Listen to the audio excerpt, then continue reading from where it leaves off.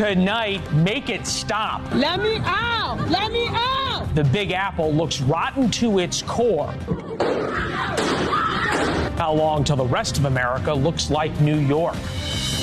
It stinks. A Georgia judge fillets Fani Willis, but lets the prosecutor stay on the case. This is the truth, Judge. It is a lie. Why Donald Trump is getting the last laugh. Corrupt Fani Willis hired her lover, Nathan Wade, so they could fraudulently make money. Fed up. Thomas wins the NCAA championship. 16 female athletes sue the NCAA to keep college-age men out of college women's sports. How this is very different than the bathroom wars.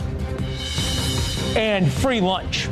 Bernie Sanders wants you to work 32 hours, but get paid for 40. Do we continue the trend that technology only benefits the people on top? How the socialist senator will crush the very workers he's trying to help. Welcome to the fairest show on television tonight from Chicago. And first tonight, how to keep America from becoming New York. When you think about New York, think about lots of things, traffic, subways, lots of busy, important people. But then you commute home, just as we all commute to or from work. So just imagine this happening on your commute home.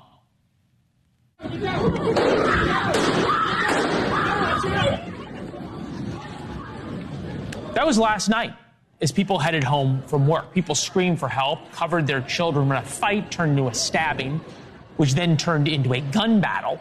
Turns out the guy who got shot was shot with his own gun after witnesses say he started the fight. And it's not just a fight followed by gunshots on the evening commute. New York brought us the video of 4 illegal immigrants beating up NYPD cops. What starts in New York often comes to the rest of America. And then the illegal immigrant accused in the beating, flipping off the camera when he got out of jail, flipping off America. Sort of encapsulates the past 4 years. This is far more than immigration, right? The video of subway crime scares any normal person. You think, what if this kind of lawlessness comes to my town? It's rampant. There is no end in sight. Just think about what's happened in New York over the past couple of weeks. The governor called out the National Guard to stop just what happened last night. They now search people's bags getting on the subway. Somehow, as you can see, they managed to go through old ladies' purses looking for guns, but the guy with a gun got past them. Let me out! Let me out!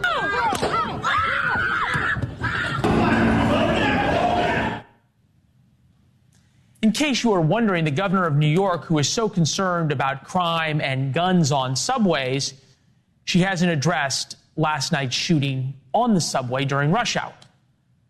New Yorkers are voting with their feet. Between 2020 and 2023, New York City lost nearly 500,000 people overall. That's according to the U.S. Census Data Bureau. That's about the size of Sacramento, California. Gone. New York State lost $25 billion in adjusted gross income from migration out of the state in 2021 alone. It's not just the crime, right? It's the taxes and defund the police and a prosecutor who won't prosecute crimes. It's that nobody cares to make it better. Nobody cares about regular folks in the subway, and that should scare regular folks everywhere. Less than 24 hours after that video, the video you're watching right now, terrified the world, New York's Governor Kathy Hochul tweeted about a few things: St. Patrick's Day celebrations, Islamophobia, and wind farms. That is what the governor of New York is focused on today. You could probably say New York needs a Rudy Giuliani. Not the current Rudy Giuliani, of course, but someone who can bring back the old New York.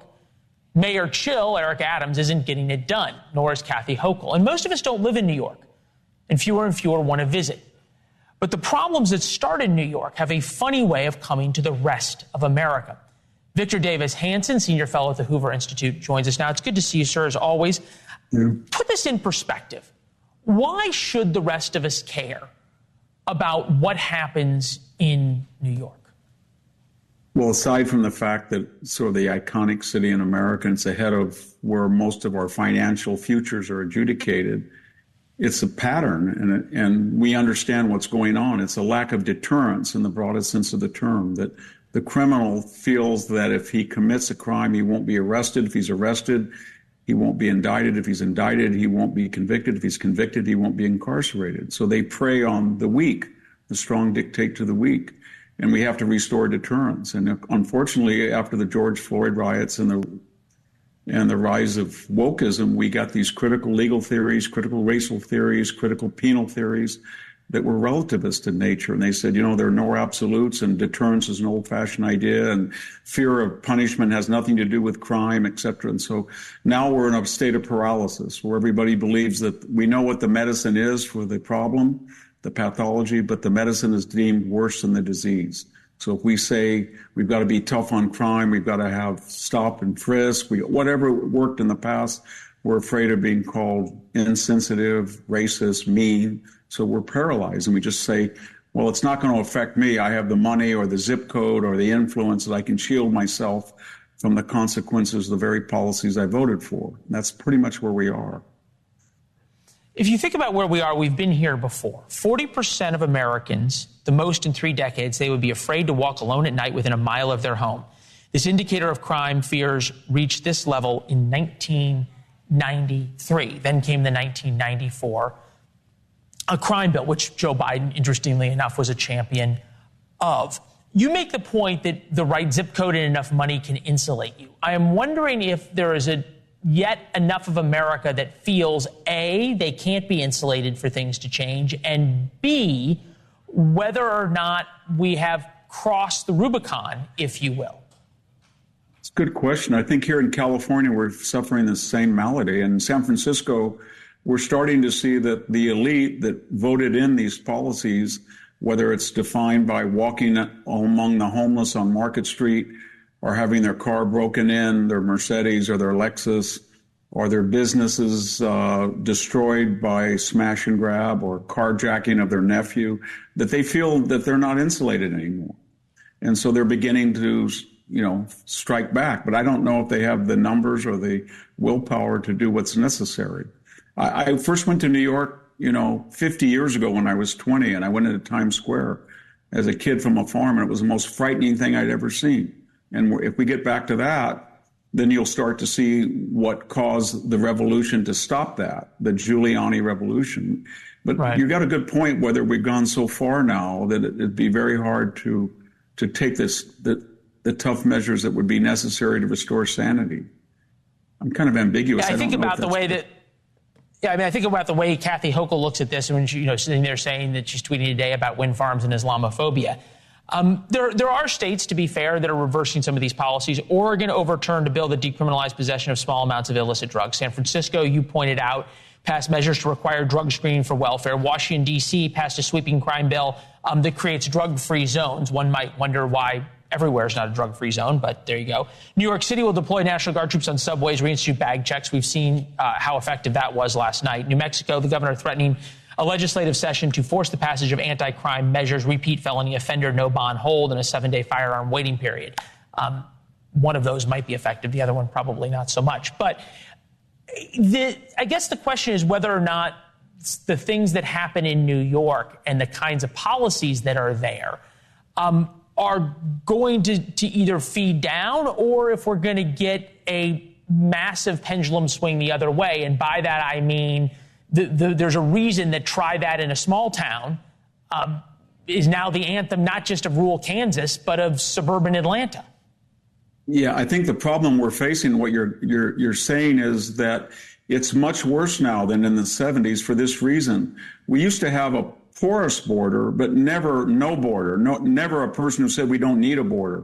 We used to have crime because of laxity or poor enforcement, but never people who said this isn't a crime, it's social justice.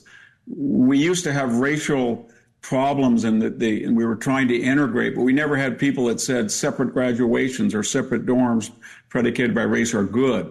So we've got a new a new obstacle where people are challenging the rule of law or the normality of the last 235 years or the idea of absolute laws and justice.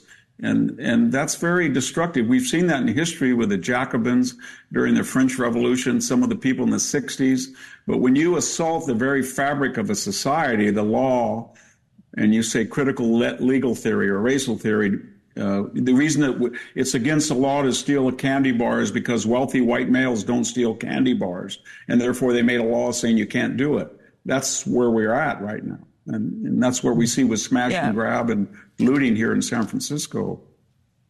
Yeah, we had a segment last night about how Nicole Hannah-Jones, 1619 Project, had written a new piece in the New York Times in which she just decried that any being colorblind is now racist. So it's sort of the same theory that you're laying out.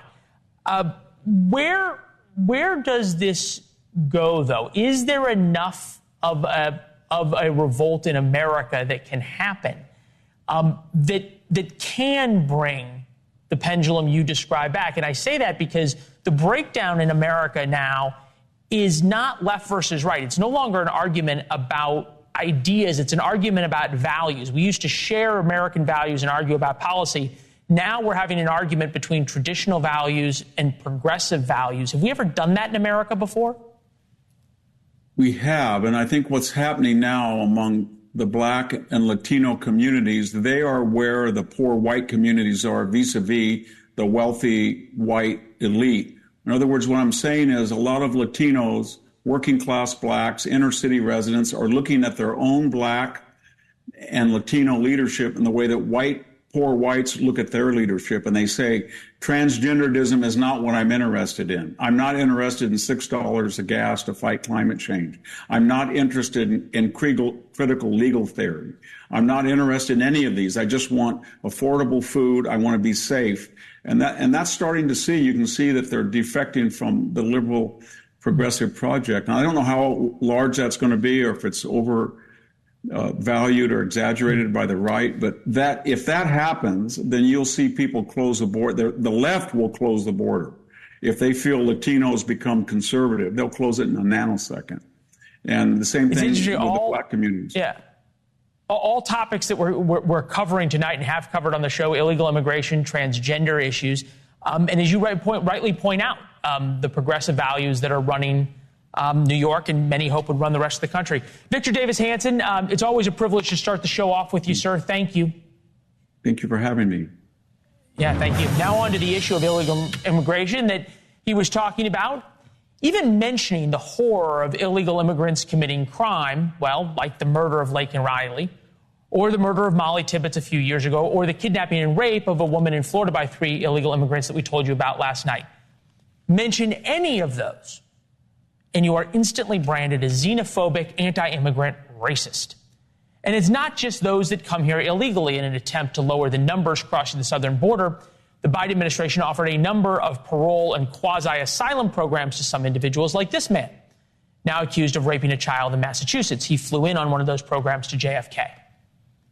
Yes, but, argue the activists, the pro-immigrant types, children getting assaulted is horrific no matter who does it.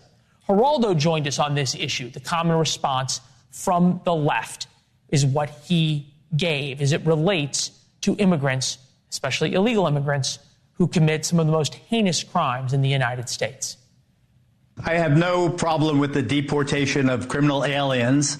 I think that the problem with that, saying it that way, is that you ignore the fact and the data, 140 years of data, that illegal aliens, so-called, undocumented immigrants, commit fewer crimes than legal residents. And therein lies the fundamental difference between the progressive left and the traditional values that so many Americans hold, what we just talked to Victor Davis Hanson about. There is no right to come to America. But put that value proposition aside, and let's just deal with what Geraldo said. 140 years of data. There's not 140 years of data about illegal immigration and those who commit crime. There's not 4 years of comprehensive data about illegal immigrants who commit crime. Turns out those studies are old, use vastly incomplete data, and miss the current crime wave plaguing America. We know this because a couple of weeks ago, we checked. New York is a very different jurisdiction. They have a lot of different problems with this. The good thing about studying Texas, where we have the best data on this, is that Texas doesn't have laws like that. There aren't sanctuary jurisdictions. Cops, police there still enforce a lot of these laws really well. Texas isn't known for being a state soft on crime, and they're the only one that keep this kind of data. All right, so in Texas, as it relates to murder, yes, there is incomplete data, and illegal immigrants commit crimes at a slightly lower rate. But California, New York, Michigan, Illinois, they don't keep that kind of comprehensive data. It's absolutely impossible to say this on the broader spectrum. And the lax or non-existent checks at the border not only miss known criminals, but also miss the dangerous diseases they may carry. Now, if you say immigrants carry diseases, that's going to get you labeled an anti-immigrant, anti-science racist. Chicago now runs a quarantine hotel for illegal immigrants with measles. 98 have been exposed. In fact, it's not Chicago taxpayers' fault, and it shouldn't be their responsibility, but it is. The ultra-progressive mayor of Chicago, Brandon Johnson, just announced he's run out of other people's money to house all the immigrants in the city, so he's evicting them. We'll see how long it takes for him to be called a xenophobic, anti-science racist. When we come back, 16 NCAA athletes sue to protect women's sports from male competitors. Can a lawsuit bring fairness back to college sports? And weekends at Bernie's could soon begin on Thursday. The Vermont senator pushes for a 32-hour work week. How his latest socialist plan will leave us paying $30 for Big Macs with no Ubers on the road to get there.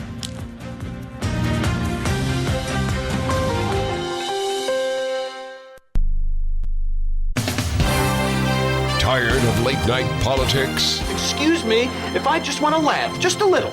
Stay up all evening with Antenna TV and enjoy your favorite classic sitcoms. Designing Women. You're kidding! Oh, they stole my heart.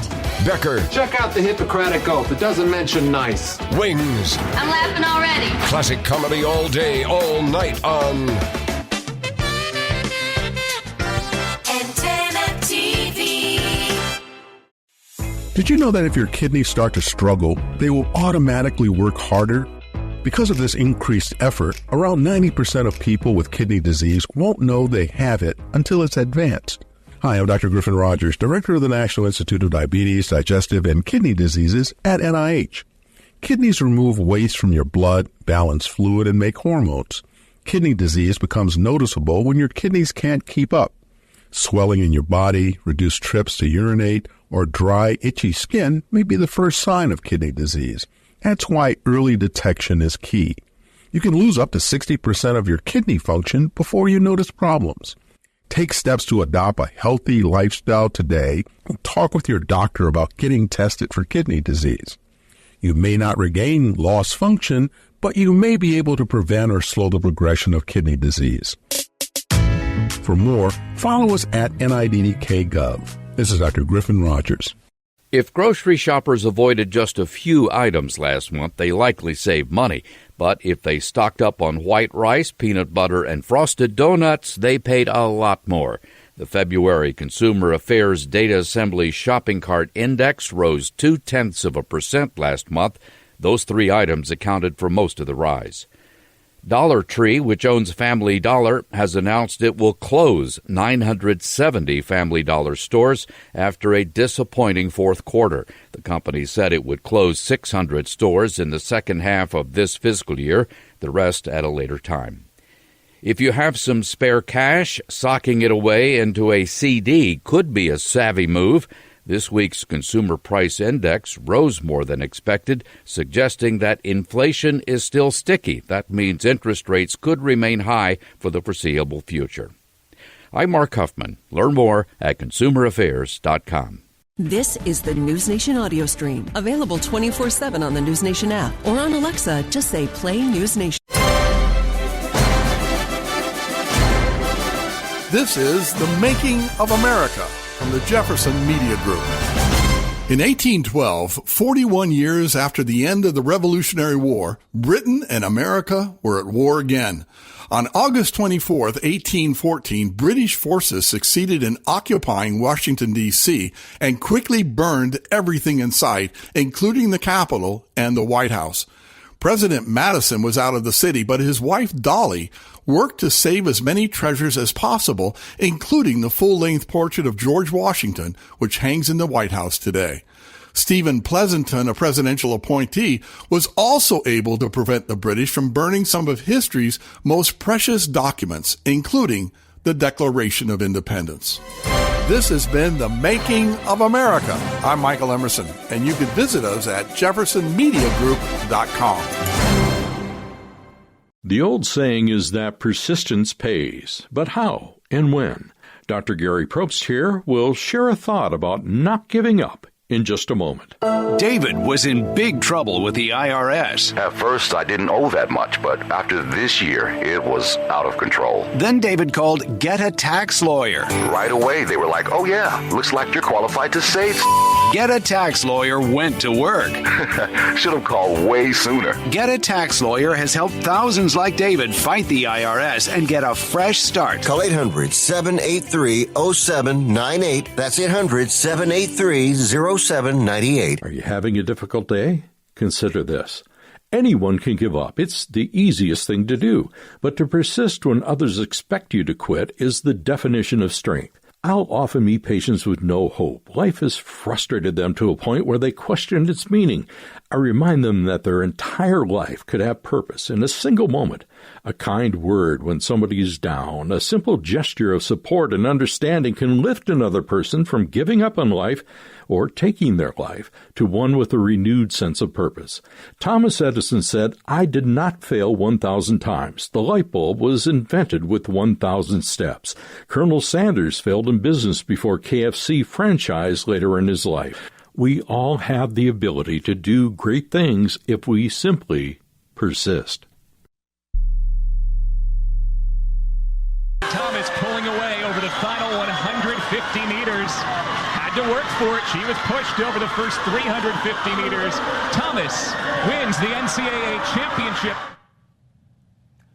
That's former male swimmer Leah Thomas winning the women's 500-yard freestyle back in 2022. And we all know the story of Leah Thomas, the transgender swimmer who failed miserably as a male swimmer but went on to great success swimming as a female. You heard the announcer there talk about the hard work Thomas was putting in. But you probably don't know about the hard work of a swimmer named Rika George. Rika put in a lot of work that year, trained all her life to be one of the 16 female swimmers to compete in that championship.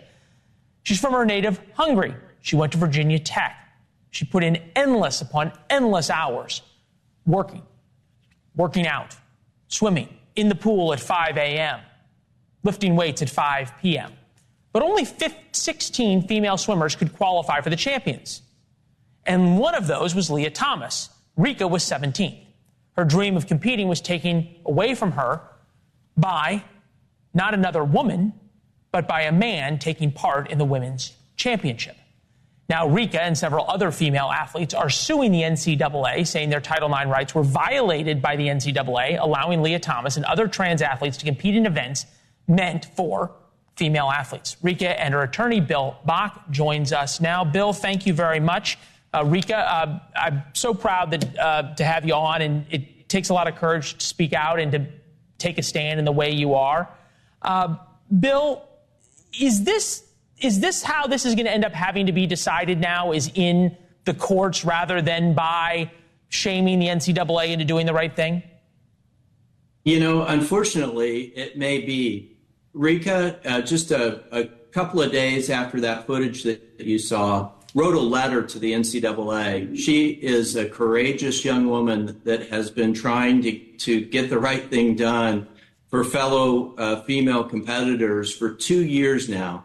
And the NCAA hasn't even done her the courtesy of responding to that letter.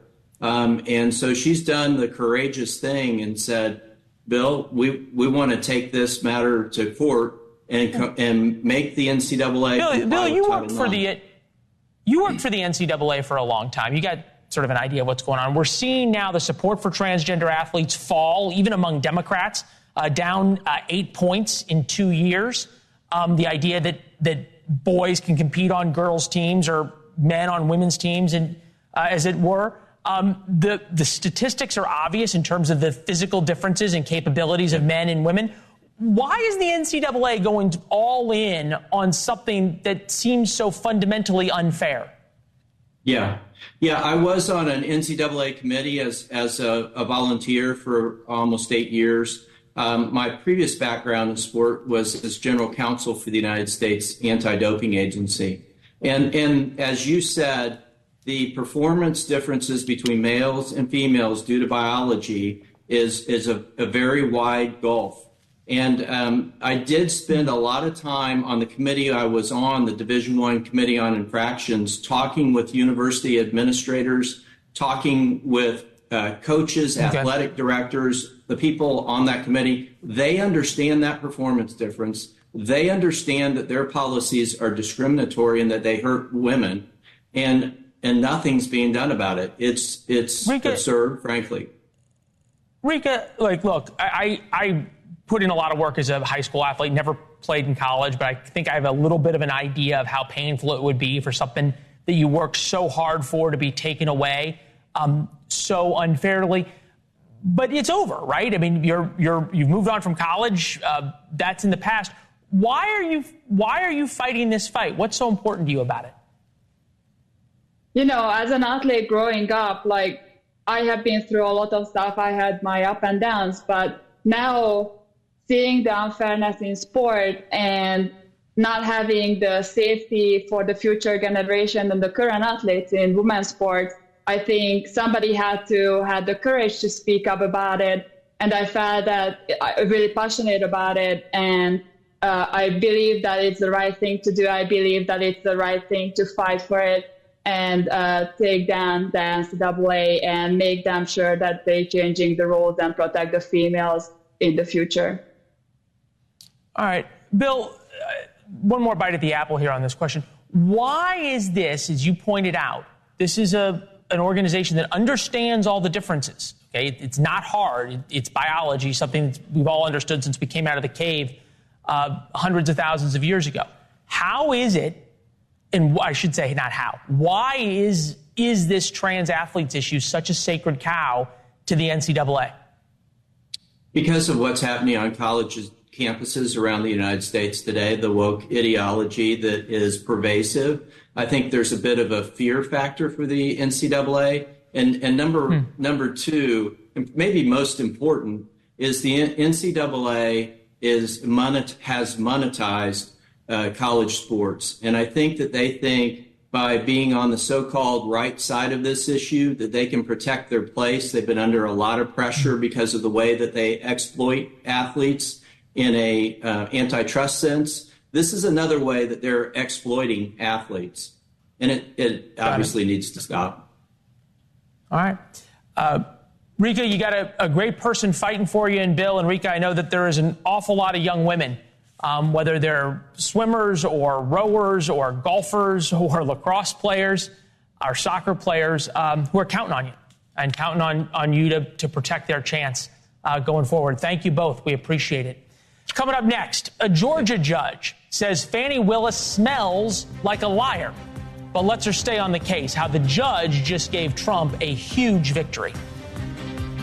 This is such a huge body blow, almost a fatal blow to Fani Willis. I think the way forward is she has to voluntarily recuse herself.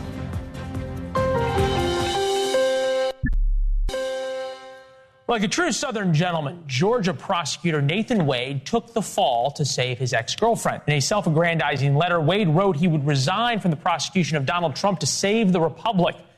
Willis accepted the resignation, saying in part she compliments Wade for the, quote, professionalism and dignity you have shown over the last 865 days. Wade and Willis, of course, were worried about other things while having a torrid affair, and Willis paid $650,000 of taxpayer money to Wade. Lawyers for Donald Trump wanted Fani Willis disqualified for her role in the affair and cover-up, but the judge stopped short of that and said he only needed Wade to resign.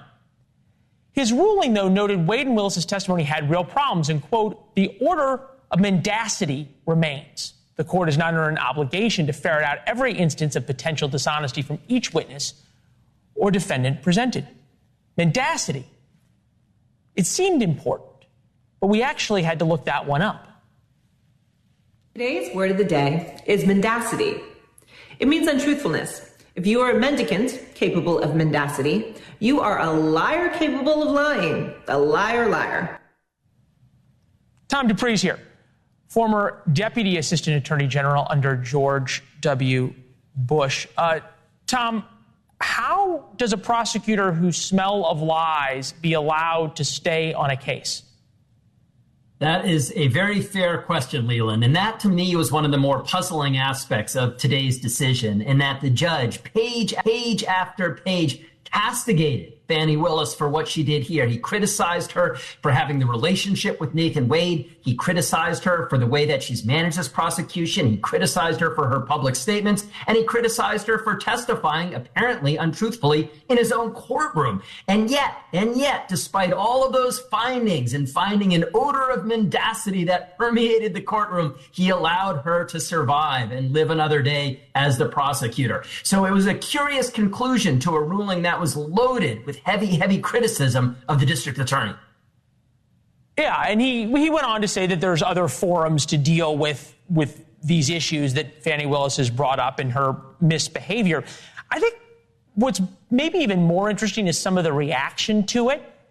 We always enjoy having you on because you're a dispassionate observer of the law. Not all are that way on television. Here's Andrew Weissman, who's obviously quite enthusiastic about the idea of getting Donald Trump reacting to the judge's ruling. This is such a huge body blow, almost a fatal blow to Fani Willis. I think the way forward is she has to voluntarily recuse herself. I'm wondering now if there's going to be a lot of liberal pressure on her to recuse herself, because otherwise she is just a beautiful punching bag for Donald Trump. Well, absolutely, I think there will be pressure. She has been and will continue to be a lightning rod in this entire prosecution. And you don't have to read a lot between the lines of the judge's opinion today for him to say that the public legitimately questions the integrity of this entire investigation, this entire prosecution, because of the things she's done and the things that she has said. And so to Andrew Weissman's point, if she were to step aside and say, look, Judge, you gave us a choice of either Mr. Wade or I leaving this case. Well, guess what? We're both going to leave the case and turn it over to the career prosecutors in the DA's office. Yeah, well, that would probably preclude her from getting her next book deal and MSNBC contributorship, but that's sort of the way the world works right now. Trump's wins and losses over the past couple of weeks, we have it here as 4-1-1. SCOTUS agreeing to take the immunity case up, 9-0 ruling on the ballot removal issue in Colorado, 6 Georgia charges dismissed, 30-day postponement in the Manhattan hush money case. That was huge. Yesterday, judge denied a motion to dismiss. We have this down. Fulton County District Attorney Willis can stay on the case if Wade goes as a push. I don't know how you don't probably chalk this up as another win, right? I think it is a win. I mean, look, the judge threw the lead prosecutor off the case and he called the entire prosecution into question. In addition, there's the question of delay. At a minimum, this has pushed the proceedings back by weeks, if not months. So I think by and large, it is a win for the Trump team. I mean, look, Fani Willis survives another day as the lead prosecutor. That is true. But this prosecution, to use, Andrew Weissman's phraseology, has really been called into question. And I think it's going to make it very, very difficult for her to continue to stay in this role as this prosecution moves forward. Just in terms of the difference between, say, when you and I talked after the last federal indictment, right? You had the hush money case, you had the documents case, you have the Georgia case, and you have the January 6th case. And after that, things, I think you would have agreed, looked pretty bleak for President Trump. Is it possible to quantify in words how much things have turned around?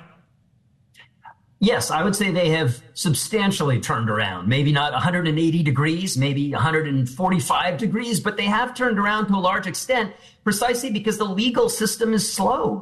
The wheels of justice turn fairly slowly in the United States. And as we've seen from all 4 of these cases, things get delayed, motions get filed, things get litigated, things get appealed, documents get dumped that take time to review. It's one thing after another. It's very, very common in the United States for trial dates to get pushed back and back and back. And I think former President Trump is the beneficiary of that aspect of our legal system. Yeah, and now he has something else to raise money on. I can almost see the fundraising email. Odor of mendacity. Give me $25 to help me fight the lies. Sure. Mr. Dupree, counselor, good to see you as always. Thank you. Coming Always up next, President Biden. Yeah, have a good weekend. President Biden promised the most transparent White House in history. Can he win re-election without living up to that promise?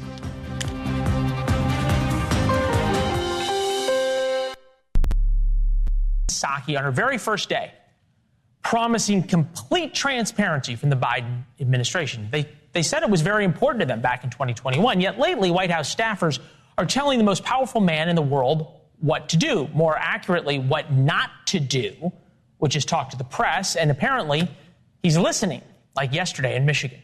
We're going to take a few questions. Thank you, press. Thank you so much. Back to the vehicles. Back to the cars. Thank you. Back to the cars. We're happy to watch you, press. Vehicles are this way. Thank you. All good. Thank you so much. Thank you. We gotta go. He almost looks a little sad. But anyway, fact of the matter is Biden has done far fewer interviews compared to other presidents. President Biden's done 86 interviews, depending on what you decide actually is an interview. 422 for Barack Obama, 300 for Donald Trump at this point in their presidencies. With us now, a man who knows just a few things about trying to keep the president out of the public eye, Mick Mulvaney, NewsNation contributor and former Trump White House acting chief of staff. What I think is interesting is, Mick, you had the very unenviable job of trying to get Donald Trump to stay away from the press, and he, I don't think, ever took your advice on that. Is this up to is this up to Joe Biden, or is this up to his staff? Well, ultimately, everything's up to the president. I wouldn't say that I was trying to fight the president. We tried to sort of guide the press at the proper times. But, you know, every time we suggested something different, the president would look at me and go, how many times have you been elected president? 0. Okay, we're doing it my way, which is the right answer, I suppose. You know, and you're a staffer, you try and give other ideas, but the president ultimately is the final decision maker. And that is the case with Joe Biden. Joe Biden can take these questions if he wanted to. He can overrule the staff. The staff don't run the place, especially the communications and press staff. These are some of the most junior people in the building. The chief of staff is a very senior person. The assistant secretary assistant comms press secretary who is in charge of rounding up the media gaggle is not a very senior person, and that person has no business telling the president what he can or cannot do. So look, it's going to be tough. Trump did it his way. Biden is doing it his way. My guess is he's using his staff as an excuse to not do interviews because he doesn't want to do them. I don't know. If you zoom in on the picture when the press was being taken away, it almost looked like he seemed a little sad or confused or something. But what I think what's interesting when you see these pictures, and you've been there and I've been there with the White House press corps, that travels with the president, the pools it is, or out on the South Lawn with Marine One. That it's a pretty aggressive bunch of people, right? That's just who White House reporters are. At what point do the White House reporters, you think, begin to push back and start noting that now not only the president, but the man who's running for president is doing so in a way that is more sheltered than any president in modern time? Yeah, I know this is going to sound a little self-serving, but there's two answers to your question. If it was a Republican president, they would have started a year ago. It's a Democrat president, so they're just now starting to sort of, kick and scream a little bit, and it's still fairly private. You're not seeing jokes on Saturday Night Live about his press availability. You're not hearing commentary on the major news networks about his lack of availability and so forth. So look, there's a double standard in Washington, and there always will be. That's the nature of it. You can't complain about it because it just is what it is. But the answer to your question is political hacks in Washington complain about anything. That's Washington. But they won't complain. But no, it's a fair point. Yeah, I just want to play that. I want to play this for you. I want to go back all the way because you said this has been happening for a while, and had it been a Republican, the complaints would have started a while ago. Take a listen. He takes questions nearly every day he's out from the press. That is not something we recommend. In fact, a lot of times we say don't take questions. You come to my office and ask a question when they have more polite people. Mr. President, why have you chosen Poland? It wasn't confrontational at all. Thank you, everybody. This ends the press conference. Thanks, everyone. Thank you. Thank you. And I promise I'll come back and answer questions later. Thank you. When Trump said that, sir, what did Putin hear? What's plan B if the speaker doesn't act? I have a lot of questions. I better not start the questions. I'll get in trouble. What's your message for Super Tuesday voters? Thank you. Everyone, please move this way. Super Tuesday, so do you have a message for voters? Thanks, come on. Thank you so much. It feels like you're saying almost that the press is a little bit complicit in that they're listening to the handlers. They're willing to go along and not push back. And I guess the question would be, if they did push back, how much of an effect would that have, you think, on the calculus of the White House? By that, by the way, the number of letters that this White House has written about the bad press coverage that they are getting has stunned me. If we had written a fifth of those letters, it would have made top-line news across most major news networks. And this White House seems comfortable in trying to tell the media on a regular basis how to do their job. When a Democrat president, I don't want to sound too partisan, Leland, it's not what that's not what I want to do, but this is a fact in Washington, D.C. When a Democrat president is complaining about the mainstream press, and I'm talking about the CBS, CNN, ABCs of the world, then that means that they are really, really out of touch. They expect those news outlets to do their bidding. That's just the way it works. There is it's not a coincidence that Psaki got a job at MSNBC. That's how the system is supposed to work, right? We got to run. St. Patrick's Day is supposed to work with you having a beer. Enjoy it tomorrow. Good to see you, my friend. Thank you very much. Happy St. Patrick's Day. Have a great weekend. Coming up next, Bernie Sanders wants to work. Well, who knows how much Bernie Sanders wants to work? He wants Americans to work 32 hours a week, but still get paid for 40. Voters will love it.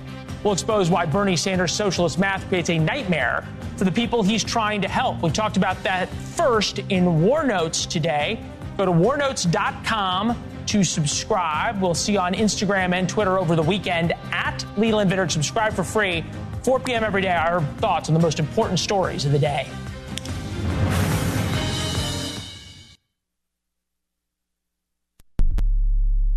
The road to hell is paved with good intentions. In Minneapolis, though, you won't be able to get an Uber or Lyft on the road to hell or anywhere else. Last night, the city council there passed a law requiring rideshare companies to guarantee a $15 minimum wage to drivers.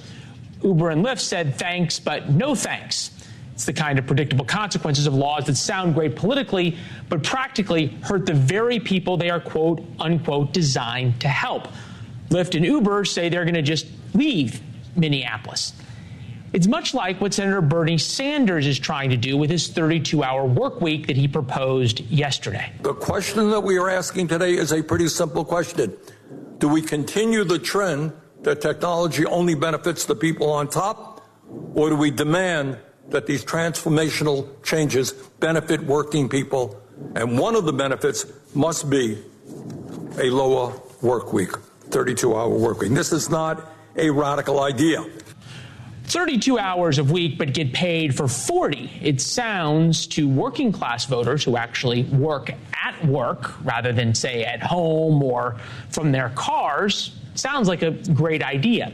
In fact, it would pour rocket fuel on inflation, along with a host of other problems. Given the types of companies that are potentially capable of cutting their work week, we could see a divide of the rich getting richer, having more time, and the poor needing to take on 3 part-time jobs in order to pay the bills. All right, with us now, Dr. Leland Vittert, professor of data science at Washington University and the smarter of the 2 Vittert children. Nice to see you. Congratulations on your congressional testimony. You were great. Is this really a thing that could even happen, or from your sitting vantage point in the hearing room, was it a purely political theater exercise? I think this is clearly political theater because, first of all, it would completely destroy the American economy if it happened. And second of all, it's highly ironic that such an actual elitist policy is coming out of Senator Bernie Sanders' mouth. You know, the only people that this could actually work for, companies that this can actually work for, are the most highest paying of companies like Kickstarter, for example, that was there. This is not going to work for people, for 70% of the American economy who work with their hands. They can't go from 40 hours to 32 hours. These companies simply won't be able to do it, meaning they're going to end up paying people for 20 hours of work, part-time workers, pay them less and not give them benefits, so that the blue-collar society is going to actually end up having to have 4 part-time jobs just to make ends meet. Right. So then you think about who this actually benefits are the culturally elite and the elite, quote unquote, which has become the base of the Democratic Party. Working class voters have turned Republican. I think what's interesting, you think about the possibilities of things that really could sock it to the billionaires, as Bernie Sanders would like to do, and the carried interest deduction, which is a handout to hedge fund billionaires. It's something that everybody likes to talk about doing, but nobody will actually vote for. And the private jet depreciation loophole and Roth IRA swaps for angel investments. Peter Thiel, of course, figured that out to the tune of $5 billion of tax-free income. Did any of that get discussed yesterday? No, because they don't sound good in front of voters, and they don't sound good at the Nantucket cocktail parties because the people at the Nantucket cocktail parties don't want to lose. So they're on their private jets. Right. Yes. Look, I think the law of unintended consequences, and you don't want to impugn anybody's motives. You want to sometimes discuss their ideas. The law of unintended consequences here is real. How do we prove, how do we know that these deleterious effects that you've laid out of hyperinflation, $30 Big Macs, on and on and on, if Sanders' law passes, is going to happen?